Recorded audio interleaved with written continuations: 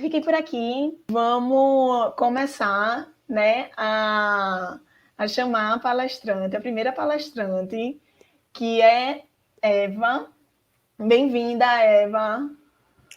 Olá, pessoal, boa tarde. Obrigada aí pelo convite e boa tarde também para quem está assistindo. Eu sou Eva, sou parda, tenho cabelo escuro, mais ou menos na altura do ombro, e estou usando uma blusa azul marinho, quase preta, né? Posso dar início à palestra?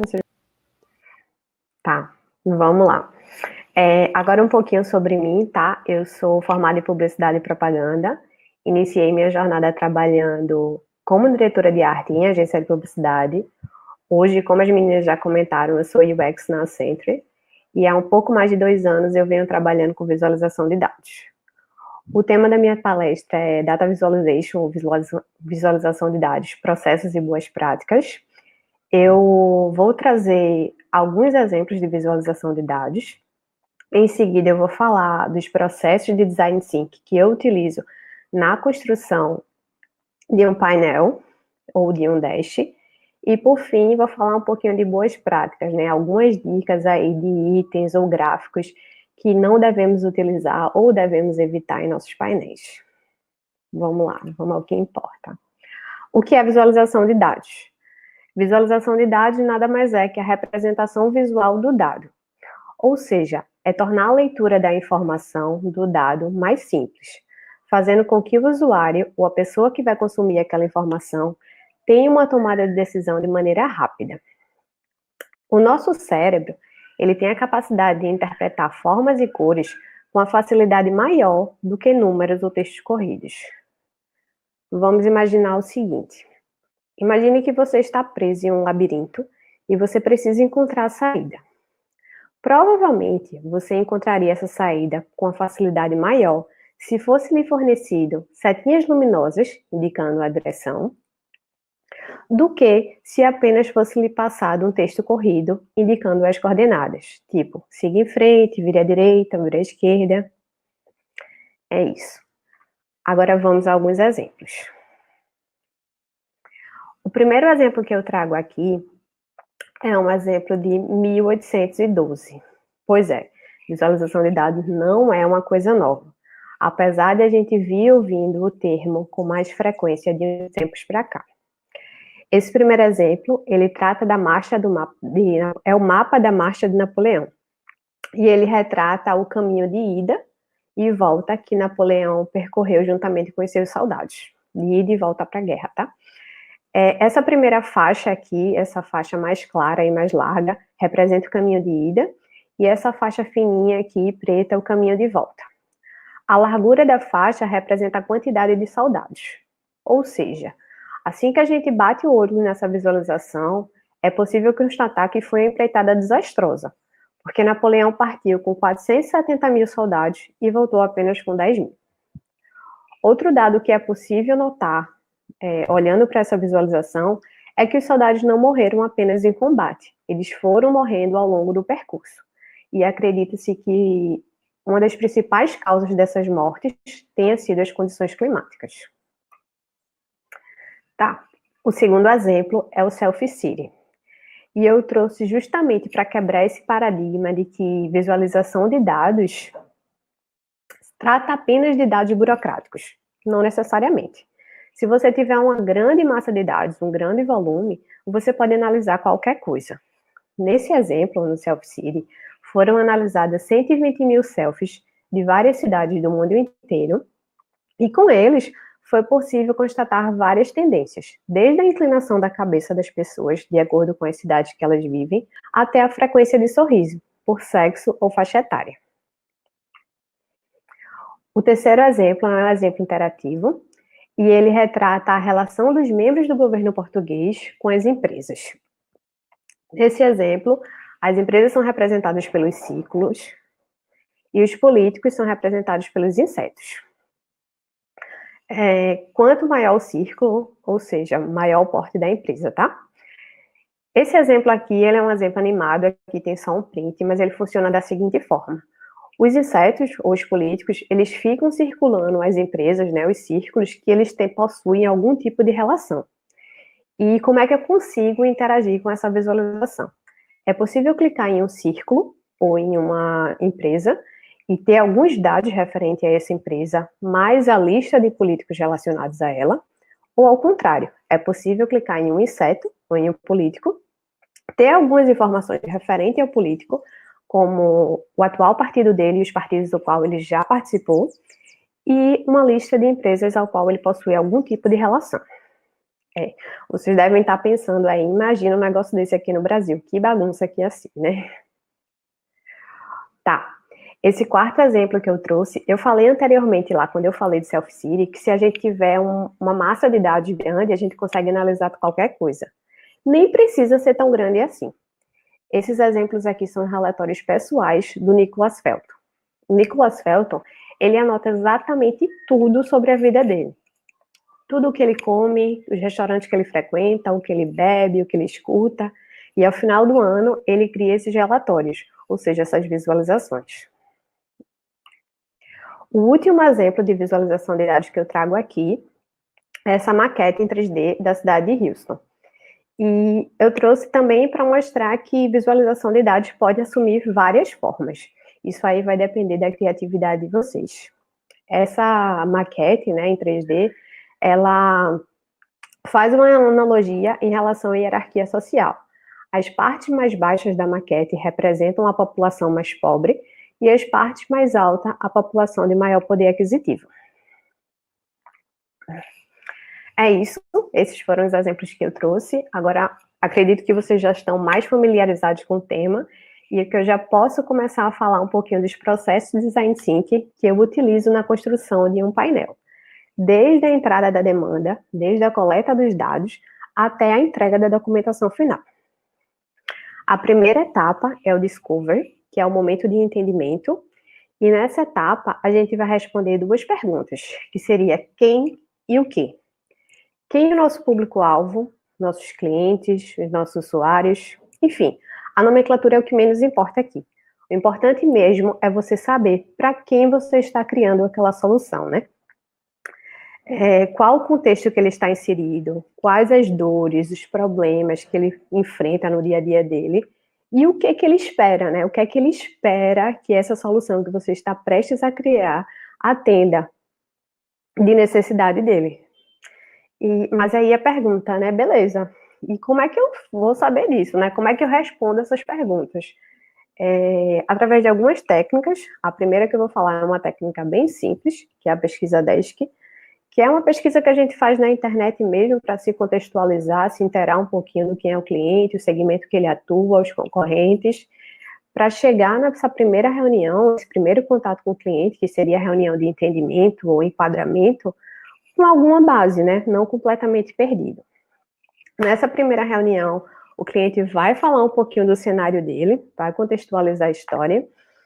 Provavelmente vão surgir siglas, expressões que você não conhece, não se acanhe em perguntar, porque esse é o momento de tirar dúvida, de deixar tudo claro. E também, ao final da reunião, certamente ele vai passar algum material, alguma documentação que ele julgue interessante você ter conhecimento.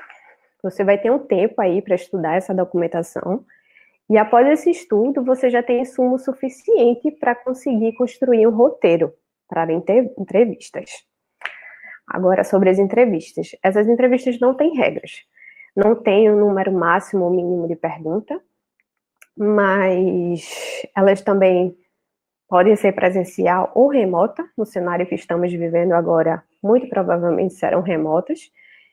E o importante mesmo em relação a essas entrevistas é que elas sejam gravadas, porque provavelmente tu não vai conseguir anotar tudo, vai perder um ponto ou outro, e você pode ouvir depois essas gravações e anotar esses pontos que não foram considerados no momento da entrevista, né? Porém, para realizar essas gravações, você precisa da autorização do entrevistado. Não precisa ser uma autorização formal, só antes de iniciar a entrevista, você pergunta se está autorizado a gravar ou não e explica a finalidade do áudio, tá? Pronto. Agora acabamos essa primeira etapa e já podemos partir para a segunda, que seria o describe, momento de análise. No describe a gente vai responder essa última perguntinha, que é o como. Beleza, esse primeiro momento aí eu fiz um entendimento inicial, já tô craque aí, sei quem são os meus usuários, sei o que é que eles querem, coletei um montão de dados, e agora o que é que eu faço com esses dados, né? Como é que eu posso utilizá-los de forma que façam sentido? É o momento de analisar mesmo os dados. Recentemente eu li um livro chamado Storytelling com Dados. A autora, ela faz uma analogia bem interessante para essa fase aí do processo. Ela diz o seguinte: é como procurar pérolas em ostras. Talvez você precise abrir 100 ostras para, quem sabe, encontrar uma pérola. Com os dados não é diferente, tá? Talvez tu tenha que testar aí 100 hipóteses, 100 combinações diferentes para, quem sabe, encontrar uma solução. Esse momento, o momento de describe, é realmente o momento de destacar o que é importante, de descartar o que não é tão necessário, de agrupar, de correlacionar. E também, ainda nesse momento, é feita a escolha de alguns elementos visuais, como os gráficos, o modelo de gráfico a ser utilizado. Eu não vou me estender muito nos gráficos aqui, nos modelos, nas funcionalidades deles, nas aplicações, porque eu precisaria de muito tempo. Mas ao final aí eu vou falar um pouquinho, pelo menos, de alguns itens, né, de alguns gráficos que não devemos usar em nossos painéis, tá? Beleza. E como é que eu consigo, né? Beleza, eu tenho todos esses dados aí, fiz a análise. Como é que eu consigo saber o que é tão importante para mim? Essa é uma técnica bem interessante, que é a história dos 3 minutos. A ideia aqui é você tentar contar a história dos dados em apenas 3 minutos. Certamente, o que entrar nessa história vai ser algo importante, algo que tu tem que dar um destaque maior no teu painel. É isso. Agora podemos passar para a próxima etapa, que é a etapa do design, prototipação. É a hora de pôr a mão na massa de fato. Até agora, tu já conheceu o teu usuário, tu já sabe o que é que ele quer, já sabe as necessidades, os problemas dele, já coletou um montão de dados, já analisou esses dados, viu que realmente era importante, tentou contar uma história aí com esses dados, né, colocar numa posição. E agora, o que é que eu faço? É a hora de realmente desenhar. É importante que esse primeiro desenho, ele seja a nível de wireframe, ou seja, um protótipo de baixa fidelidade, para que você consiga editá-lo com facilidade. Pode ser, inclusive, feito num papel. Após a criação, né, desse wireframe, tu vai precisar fazer 2 validações. A primeira é a validação técnica, que você vai fazer juntamente com a pessoa que vai desenvolver o painel, para saber se tudo que tu está propondo ali é tecnicamente possível. Se tiver tudo ok, tu vai passar para uma próxima validação, que é uma validação com os usuários, para saber se a solução que tu está propondo atende às necessidades dele. Pode ser que sim, pode ser que seja aprovado tanto tecnicamente quanto com o cliente, e beleza, tu já pode partir para o layout final, e pode ser que não. Se não, você vai ter que repensar, reanalisar, redesenhar, enfim, é um processo cíclico, tá? Caso tu já passe aí para o teu layout final, após a construção desse layout, tu vai precisar novamente fazer a validação técnica e depois a validação com o usuário. É importante que a validação técnica, ela seja feita antes da validação com o usuário. Por quê? Se tu for mostrar esse desenho primeiro para o usuário, antes de falar com alguém que vai desenvolver, e tiver algum ponto lá que não dá para ser desenvolvido, depois tu vai chegar para ele e vai dizer, isso aqui a gente não vai conseguir fazer, e vai gerar uma frustração. Isso não é legal. Beleza, acabado esse processo aí, essa etapa de design, de prototipação, acabou minhas atividades. Não, tu precisa entregar. E precisa entregar uma documentação funcional, explicando item a item, cada elemento, cada funcionalidade do teu painel. Essa documentação, ela pode ser uma planilha no Excel e ela pode ser algo mais visual. Por exemplo, um PPT com os prints dos gráficos, explicando gráfico a gráfico. Isso aí vai depender da tua criatividade e vai depender também de como esse documento vai ser consumido. Se tu vai fazer uma apresentação, se tu vai estar lá presente para tirar possíveis dúvidas ou não, se tu vai mandar essa documentação por e-mail. Se tu for fazer uma apresentação, o nível de detalhes não precisa ser tão alto, porque tu tá lá, qualquer coisa, qualquer dúvida, tu tá lá para responder. Se tu for enviar por e-mail, é de fundamental importância que ele seja rico em detalhes para não haver dúvidas. Agora sim, terminando os processos. Terminados os processos aí, vocês já entenderam todas as etapas que eu passo, desde a entrada da demanda até a entrega. Eu vou falar um pouquinho aí, dar algumas dicas sobre itens, elementos, né, gráficos, que não devemos utilizar em nossos painéis. O primeiro deles, e o que eu julgo mais crítico, é o uso de gráficos em 3D. Gráfico em 3D, ele dificulta a leitura do dado, ele compromete a performance e ele deixa um layout desagradável, né, pesado. Dá para a gente usar gráfico em 3D, porém não em painéis. Dá para a gente usar gráfico em 3D quando está trabalhando com VR, em campanha publicitária que tem apenas um gráfico, que o dado não precisa ser tão preciso, ou em um tema jornalístico aí, tem uma pessoa do lado para poder explicar o gráfico, o cenário, aí beleza, mas em painéis não. O próximo item aí da lista do que não devemos usar ou que devemos evitar é o eixo Y secundário. Seria esse daqui. Geralmente um gráfico é composto por um eixo X, que é na horizontal, e um eixo Y, na vertical. Às vezes, quando surgem mais de uma unidade de medida, tipo aqui, eu tenho quantidade e tenho reais, né? Quantidade de produtos e faturamento. As pessoas acabam criando um eixo Y secundário, esse aqui posicionado à direita, para poder tentar solucionar esse problema. Não é legal, dificulta a leitura do dado, eu não sei se eu leio esse daqui desse lado ou desse lado, fica meio confuso, mas existe formas da gente conseguir resolver isso daqui sem criar esse segundo eixo Y. Uma delas, por exemplo, é criando dois gráficos separados, ou a gente pode até criar um gráfico só, fazer um combinado aqui de colunas com linha. Porém, excluir o eixo Y e colocar o valor na própria linha ou na própria coluna. E, por fim, um aí que a gente também deve evitar, apesar de ser o queridinho, de ser muito utilizado, é o gráfico de pizza e rosca. As mesmas considerações do gráfico de pizza valem para o gráfico de rosca, porque eles são bem parecidos, a diferença é que no de rosca eu consigo colocar um valor aqui no meio. Por que a gente deve evitar? Também é difícil a leitura aqui nesses tipos de gráficos, porque é preciso fazer a leitura de ângulo e não de área. E a gente consegue também substituir facilmente esses gráficos, como, por exemplo, para um gráfico de barras, um gráfico de colunas, ou até mesmo um gráfico de árvore, que é aqueles que têm os quadradinhos. No gráfico de árvore, por exemplo, você consegue ver as partes de um todo, só que ali tu está lendo área e não ângulo.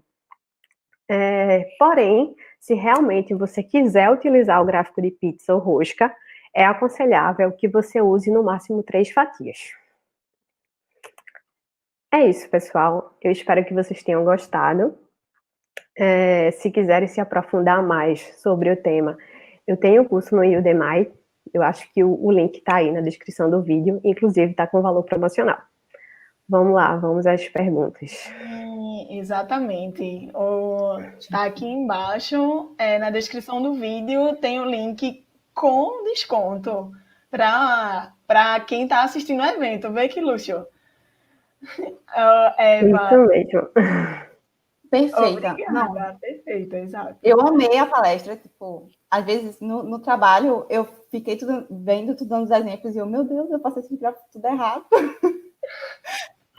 Eu acho que muito legal mesmo. Com essa sensação, né?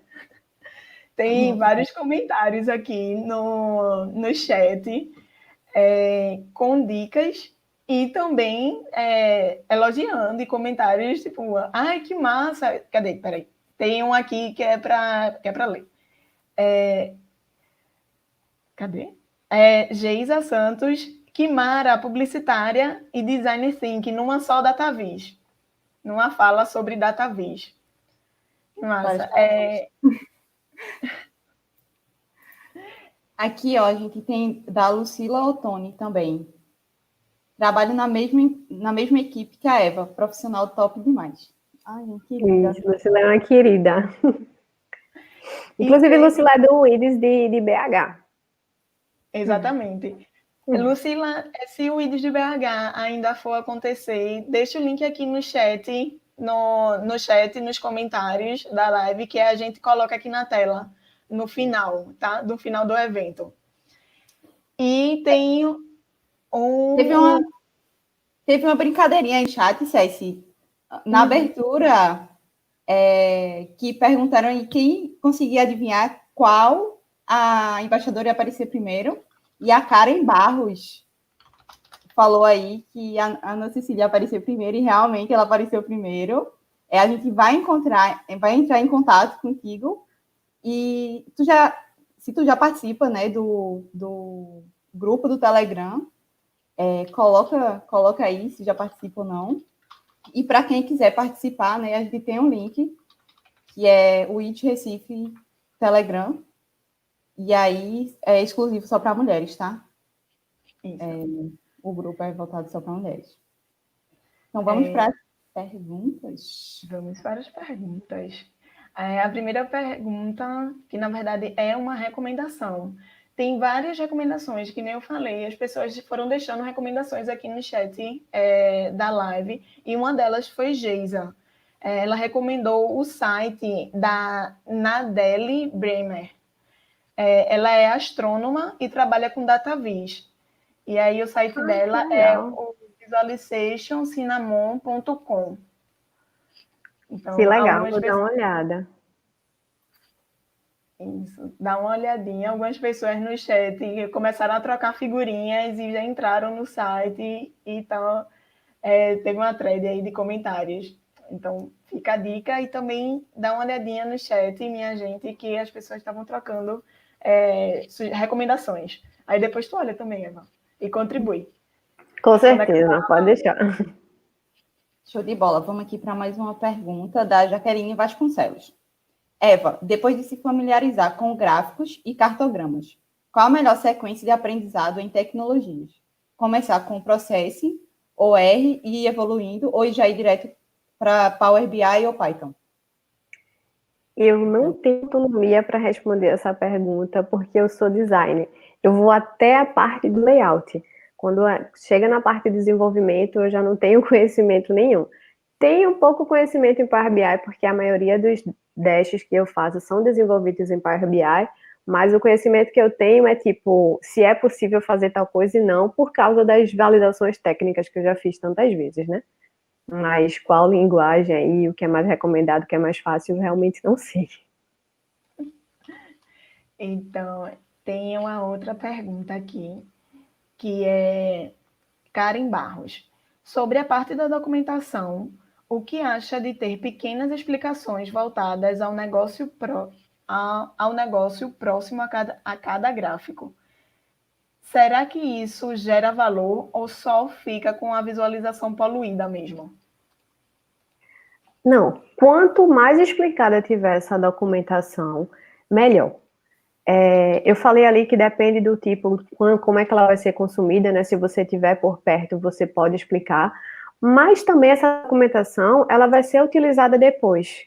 Então, quanto mais amarradinha, quanto mais informação ela tiver, mais útil ela vai ser, porque futuramente, quando alguém quiser consultá-la, vai ter o máximo de informação possível, tanto explicando o gráfico, funcionalidade, o negócio, pode até separar, né? Tipo, uma parte de negócio, uma parte de funcionalidade, enfim. Não tem regra também para documentação, não. Show de bola. Tem mais uma pergunta aqui da Dandara. Para gente todos aí. Daqui a pouco ela vai participar da roda também. Roda de diálogo. Eva, como é a sua experiência com visualização de dados fora da tela de um computador?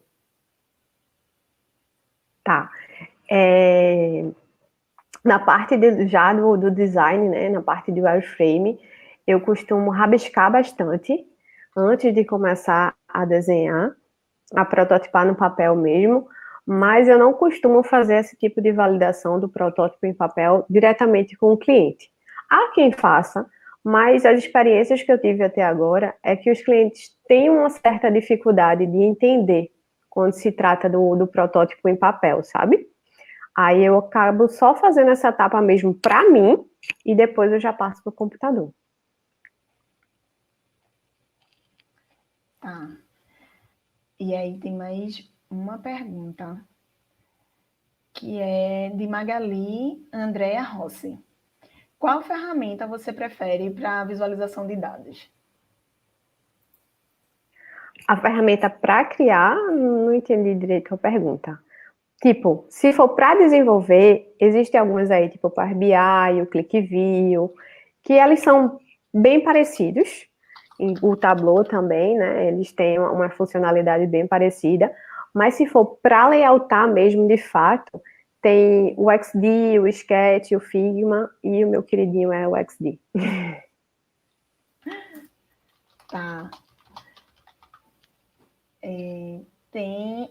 Mas aí tu deu duas ferramentas que não são abertas, né? Não, o uso não é gratuito. Pelo menos o Tableau, ele tem só a versão de teste, e aí não é gratuito. Acho que nenhuma dessas, né, é gratuita. O XD, que é uma ferramenta para layout, mas as outras acredito que não. Deve ter, tipo, um mês free e depois tem que fazer assinatura. Tá. Tu tem alguma sugestão de ferramenta gratuita, além do XD? Não, todas as outras que eu conheço funcionam da mesma forma. Tem esse pacote free, mas é limitado. Depois de um mês você precisa pagar. Certo. Algumas pessoas colocaram aqui nos comentários que tem o Metabase também, né? Que é uma ferramenta open source. Tem várias opções aí também, né? A Lucila Ottoni, né? Que é uma das embaixadoras do BH, ela está agradecendo aqui pelo espaço, né? E o evento já aconteceu, infelizmente. Mas para quem quiser assistir, eu acho que tem o link no YouTube que a gente pode mandar aqui nos comentários também, ou colocar aqui na tela depois. dsladesbh.github.io/widesbh. Show de bola, galera. Vocês podem assistir. Isso. Ou se não, procura aqui no YouTube também, que é o canal WidesBH, e que os vídeos estão disponíveis. E aí vocês correm lá depois que acabar aqui. Aí vocês correm lá para também curtir e compartilhar. Aí, lembrando, curta e compartilha o vídeo, se inscreve no canal para acompanhar o trabalho que a gente faz. Entra no site do IDES Recife, www.idesrecife.com.br, para ficar por dentro, ficar sabendo o que a gente está fazendo e ter mais informações sobre esse grupo e contribuir. E obrigada, Eva. Muito massa a palestra. Vamos ter uma roda de diálogo sobre antirracismo e feminismo na área de ciência de dados. Se você quiser participar, está convidada. Como todo mundo que está aqui na live, todo mundo que se identifica com o gênero feminino ou não binária, pode vir participar da roda. Vamos conversar. A roda não precisa você saber, ter um conhecimento profundo. É um diálogo. Então, traga suas dúvidas também, levante seus questionamentos e vem participar, vem conversar com todo mundo. Isso. Eva, tu falou no começo que tem um curso no Udemy, né? Tu quer falar um pouquinho mais a respeito desse curso? Muito do que eu falei aqui já tem no curso, tá? Inclusive tem algumas aulas grátis no começo lá, mas a ideia mesmo é se aprofundar nos modelos de gráficos e as principais utilidades, né? Quando eu devo aplicar cada gráfico. Porque aqui eu só falei um pouquinho do que é que a gente não deve usar, mas e o que é que a gente deve usar? Aí lá no curso tem explicando um pouco melhor. Obrigada aí, meninas, pelo convite. E boa tarde, pessoal. Vou continuar aqui assistindo vocês.